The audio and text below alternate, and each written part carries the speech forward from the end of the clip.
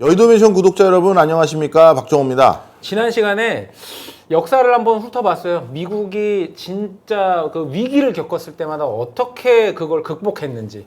그리고서 이제 제일 마지막 텀에 2020년대 이제 코로나 위기 때 양적 완화했었던 거 말씀하시면서 달러 약세를 선택을 했잖아요. 근데 그게 한국한테는 우리는 우리가 중요한 거잖아요. 일단은 우리한테는 어떤 영향을 미치는 거예요? 지난 시간에 항상 미국이 자신들의 경제적 위기를 극복하기 위해서는 뭔가 달러의 약세를 선택해 왔다 얘기를 했었지. 그럼 이 달러의 약세를 선택해 올 때마다 물론 금이라든가 석유라든가 글로벌 금융 시스템이라든가 아니면 다른 나라에게 강제적으로 니네 평가 절상해 라고 하는 위압적인 모습을 보여주면서 야, 미국의 그 뭐라 할까, 그 힘은 대단하구나. 저런 미국의 힘이 있는데 달러가 설마 종이 쪼가리가 되겠어? 이런 어떤 믿음을 주면서 하방을 막아왔다고 했었지.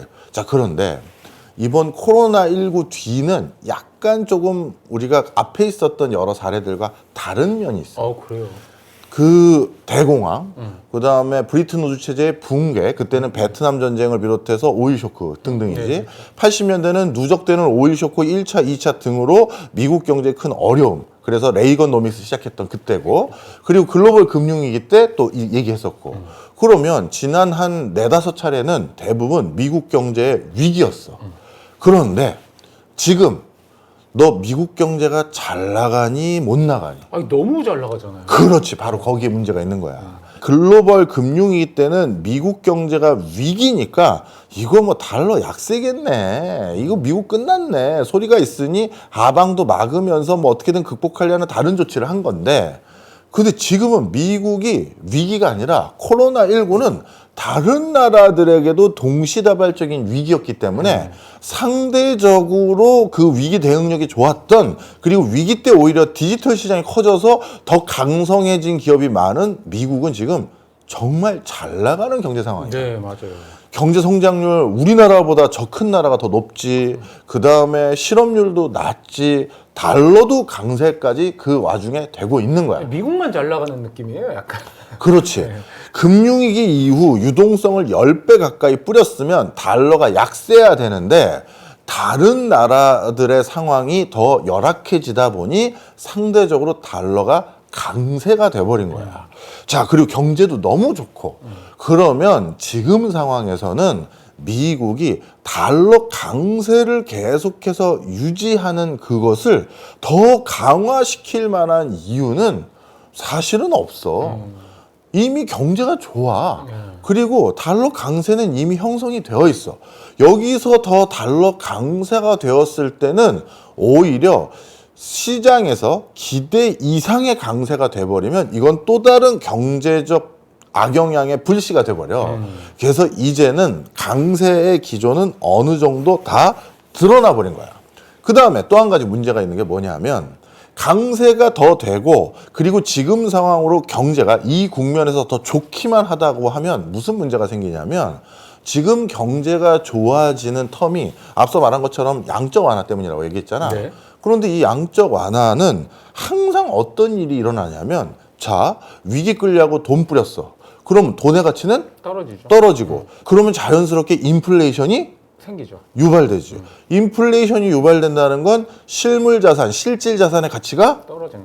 오른다는 거죠. 오른다는 거죠. 제가 우리 용중이 꼭 아니, 인플레이션만큼은 가르치고 마무리하겠습니다, 아니, 여러분. 오르죠. 네. 실물 자산 당연히 오르죠. 자, 그래서 실물 자산 가격이 오른다는 거지. 그럼 부동산 가격이 오르죠. 오르지. 실제 그래서 코로나 딱 끝나고 나자마자 미국 부동산 가격 2년 동안, 정확히 1년 반 동안 30% 올랐어. 우리나라 어땠지? 40% 가까이 올랐어. 서울 중심으로.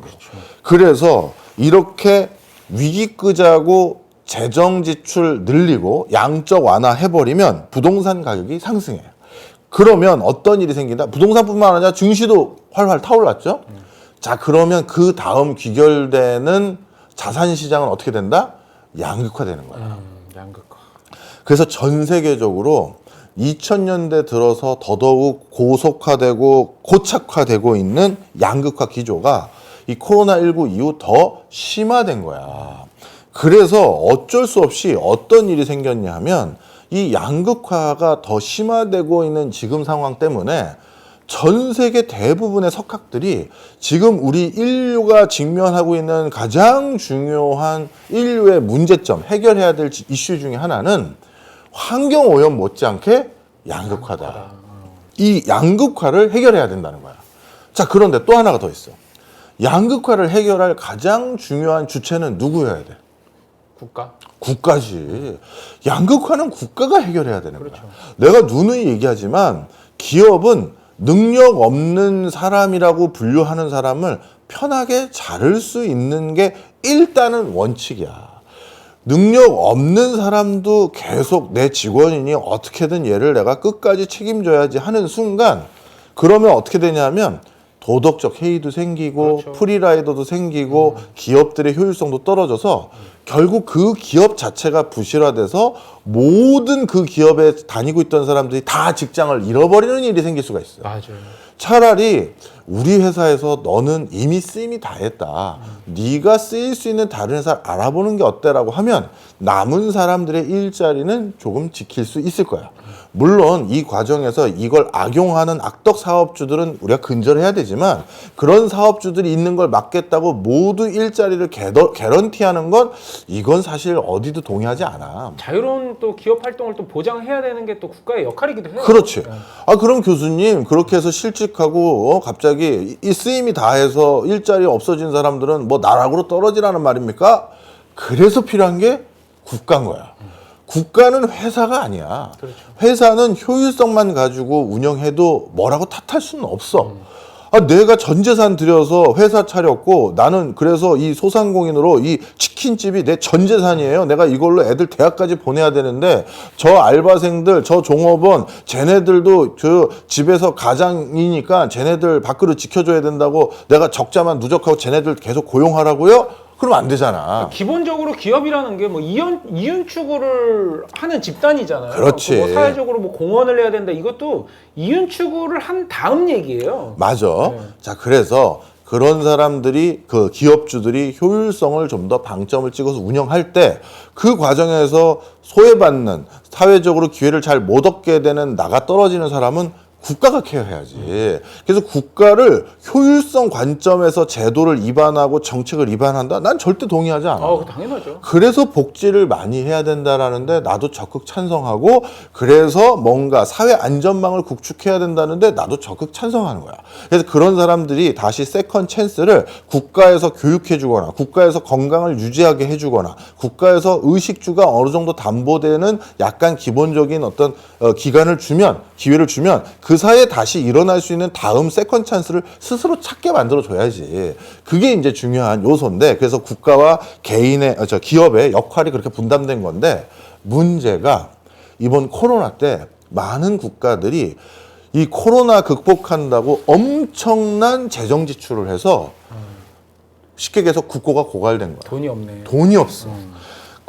국가 자금을 엄청나게 써서 전염병 극복하고 경제를 다시 정상으로 만들어 놨는데 그 사이에 자산 가치 급증해서 양극화 심화되고 사회적으로 위화감 생기고 사회적으로 상대적 빈곤이 심화된 거야.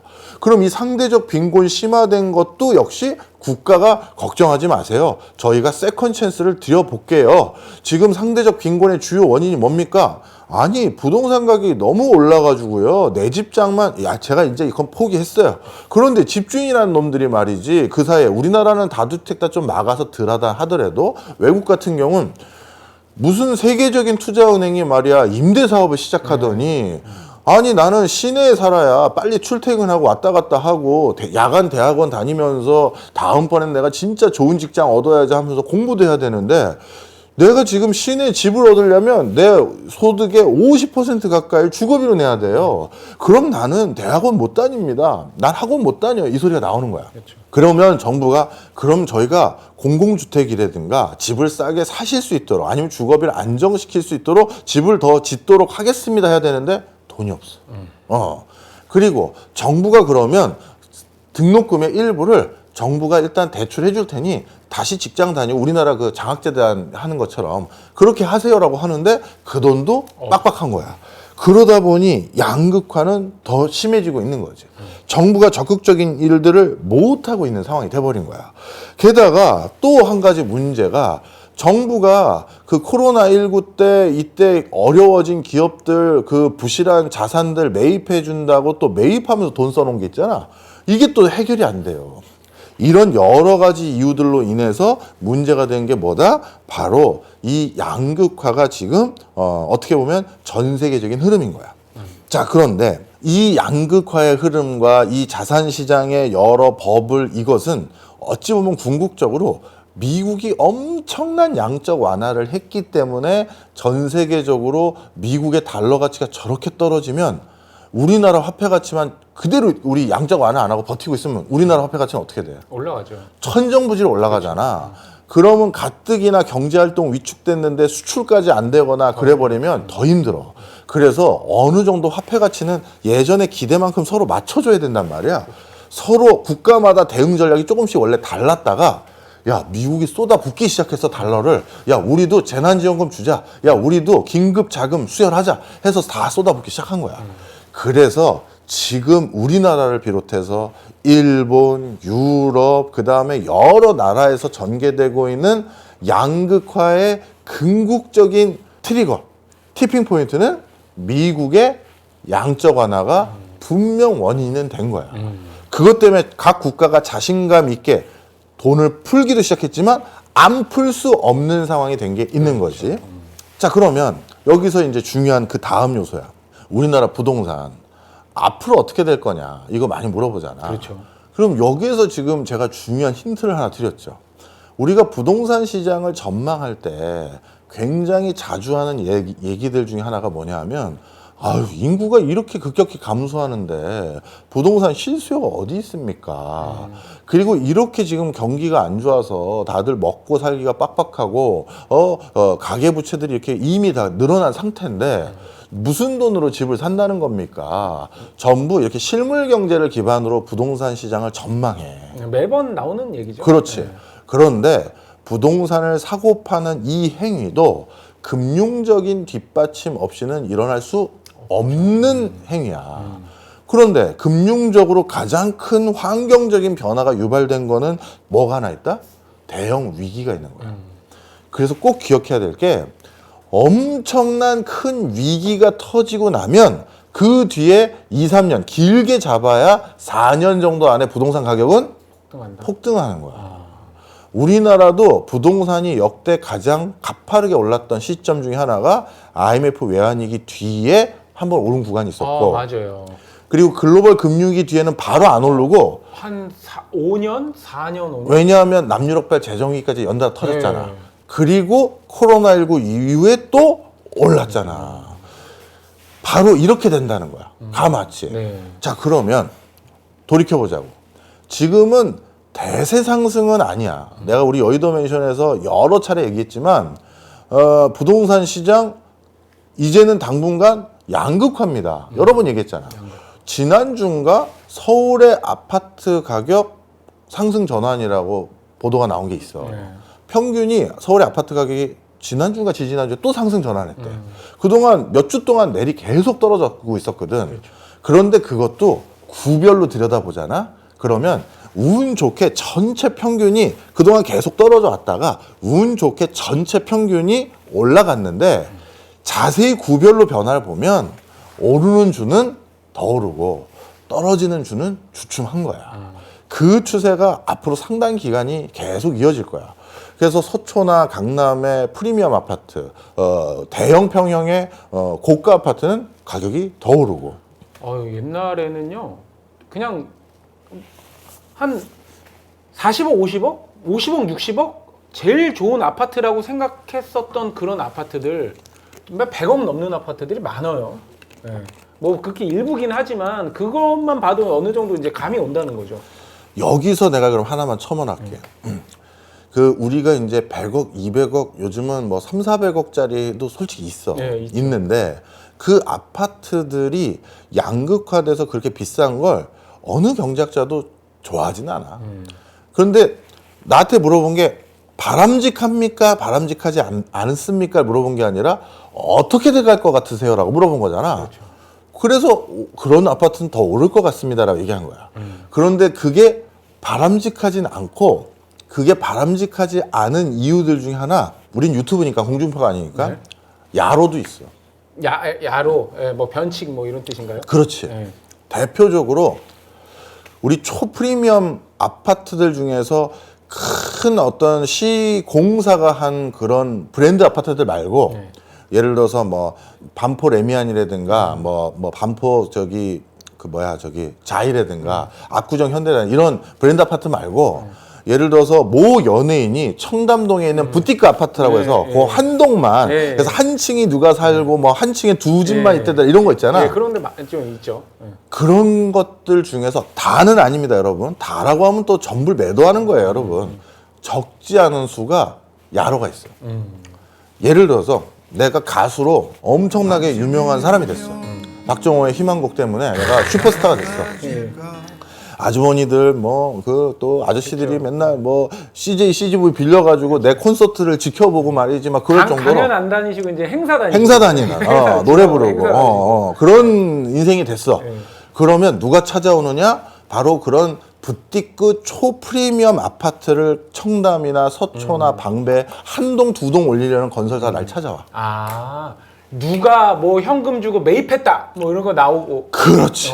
그거 하나 하는 순간 완판이 될 수도 있거든. 이슈몰이 하는구나. 그래서 조건이 뭐냐면 아유 박정호 가수님 정말 팬입니다. 어떻게 오셨죠? 저는 어느 건설 대표 누구입니다. 저희 회장님 좀 보자고 해서요. 아니 저를 왜요? 뭐 광고도 할 수도 있는 거 광고 같은 거예요. 일단 가시죠. 가시죠. 그래서 그럼 가. 그럼 뭐냐 하면 가수 박정호 선생 노래 좋더라고요 하면서 이렇게 하시죠. 저희가 이번에 청담동에 엄청난 부티크 아파트를 올렸어요. 그래서 저희가 그게 판매 비용이 지금 뭐 프리미엄층이 얼마야? 200억 합니다. 200억 정도 하는데 그걸 드릴게. 에? 무슨 소리세요 이게? 드리는 거야. 저는 뭘 하면 되죠? 드린다니 그게 무슨 소리죠? 근데 실질은 드리는 건데 형식은 매입이야. 아니 이게 무슨 소리세요? 그러니까 이게 광고인데 광고가 아닌 거야. 이게 무슨 소리냐고요? 자, 들어봐. 이 200억 아파트를 당신이 매입하는 그 매입 자금, 중도금을 전부 무이자로 내가 드릴게요. 은행에 내가 벌써 보증 섰어요. 그래서 200억 아파트를 사는데 그 분납할 거 아니야. 분납하는 그 200억을 몇 년, 4년 거치라고 하자. 그럼 1년에 뭐 50억씩 4년 동안 저한테 나눠 내시면 되는데 무이자예요. 하는 거야. 그러면 4년 거치가 아니라 4년 동안 갚아라. 4년 동안 갚잖아. 그러면 쉽게 얘기해서 어떻게 된다? 걔가 그걸 딱 갖는 순간 그리고 200억에 샀어. 그리고 나서 4년 정도가 딱 지났는데 어떤 일이 생겼냐면 그 아파트의 시세가 내가 거기 입주했다는 이유만으로 사람들이 막 들어오고 300억이 됐다. 뭐. 300억이 된 거야. 그럼 그 300억에 대해선 너랑 나랑 반띵하자. 그럼 너 4년 동안 여기 살면서 그 다음에 반띵하니까 50억에다가 뭐 세금 내고 뭐 해도 남는 거지. 남는다. 물론 여기 그럼 내가 50억 제가 내야 되는 거예요? 그래도 무이자긴 하지만 저희가 그런 돈은 없는데 그런 돈은 있을 법한 캐릭터라고 생각했는데 없어? 그럼 알았어. 내가 은행에 담보 서서 너한테 빌려주라고 할게. 그 돈까지. 그 이자까지도 내가 전부 다 갚아줄게.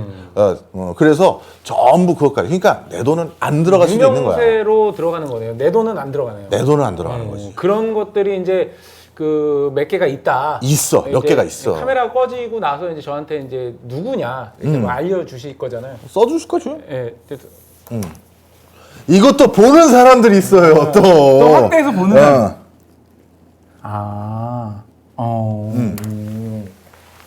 이게 다 기사에서 봤어요. 그지? 어마어마한 사람들인데 그런 방법으로 이게 다 들어간 거죠. 그렇지. 그러다 보니까 누군가는 이 양극화를 조장해서 더 비싼 아파트를 만드는 게 나에게 더 이득이 된다고 생각하는 사람도 있는 거야. 자, 그럼 좀 정리를 하자. 네.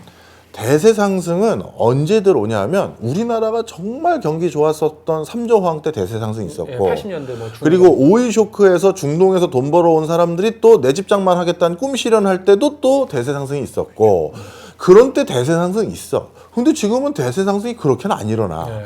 대세 상승이 앞으로 올 요인은 오히려 엄청난 경제적 위기일 때 대세 상승이 올 수는 있어. 그런데 그런 위기는 지금이 아니야. 왜? 그런 위기는 미국이 유발한 유동성 공급이 트리거가 됐던 적이 많아. 그러면 지금은 어떤 장세입니까? 부동산이 양극화 장세라는 거야. 양극화 장세. 오히려 이렇게 유동성이 뿜뿜했었을 때는 자산시장의 버블, 부동산 시장의 버블로 그 사이에 난 돈 또 벌었네? 야, 위기 터지고 난 부자가 됐어. 이런 사람들이 잉여자금까지 어디다 둘 데가 없으니까 또 집 사고 부동산 사고 주식 투자하고 이런 사람들이 있거든.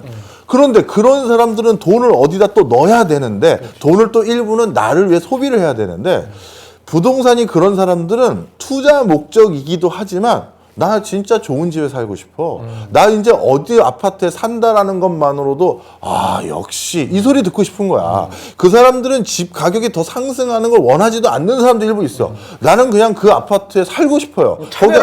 거기가 제일 좋다면서요. 그걸 원하는 사람도 있어. 그런데 그런 곳이 바로 여기입니다라는 걸 팡 홍보하려면 유명 연예인이나 회장님이나 누가 거기 들어가 산다더라가 최고의 홍보야.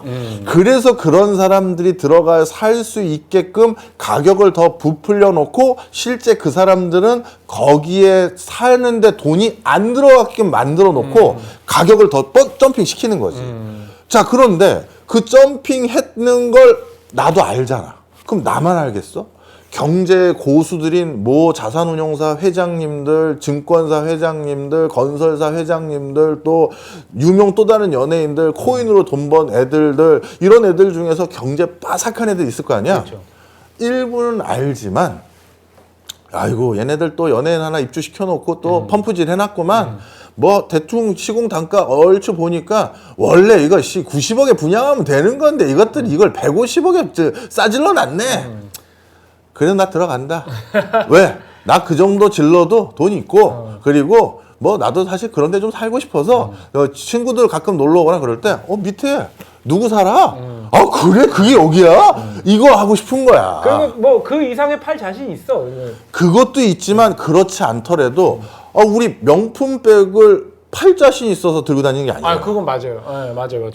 네 친구, 너 제일 친한 친구 중에 페라리 타는 친구 있잖아. 아 있습니다. 걔가 그거 되팔 때 비싸게 팔려고 산 거 아니잖아. 아 맞아요. 그잖아. 네, 맞습니다. 부동산에 대해서 가장 크게 오해하는 게 바로 이 부분이야. 그거를 되팔 때 비싼 돈 주고 되팔려고 그걸 산다라는 생각은 우리 같은 서민들이 그러니까 하는 제가 거고. 거기까지 가보지 못해가지고. 그럼 우리 같은 서민들의 생각이야. 그러니까 거기서 벗어날 수가 없어요. 그럼 우리들의 생각이고. 이거 태생이 천하게 태어나가지고 이거 아주 그래서 강남에 뭐 어디 사는 사람들은 우린 그런 생각을 안 하는데 왜 자꾸 우리한테 그런 소리를 하지? 이 소리를 하는 거야.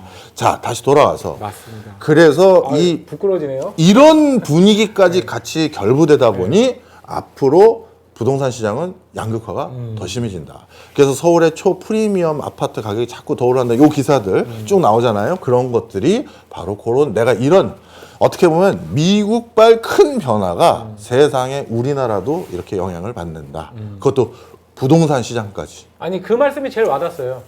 명품을 중고로 팔 거를 감안하고 사는 사람은 없다. 아무도 없어. 네. 네 친구한테 지금 전화해서 물어봐. 페라리 왜 사니? 다시 되팔 때 비싸게. 아니, 지금도 뭐 얼마 전에 얘기를 했는데 뭐 감가가 이미 뭐 많이 됐대? 뭐 억대로 감가가 됐다고 하더라고요. 그런 차는 막 그냥 하긴 원래도 억이니까 네. 감가가 억대로 되겠지. 원래가 이제 몇 억. 그냥 그렇게 봐야 되는 거야. 그런데 그 과정에서 양극화를 더 조장하는 세력도 분명히 있다. 그러니까 이건 올바른 일입니까라고 하면 올바르지 않은 일이고 양극화가 전개될 것 같아요, 교수님? 그렇게 될 것 같아요. 라고 판단을 해주시는 게 맞다.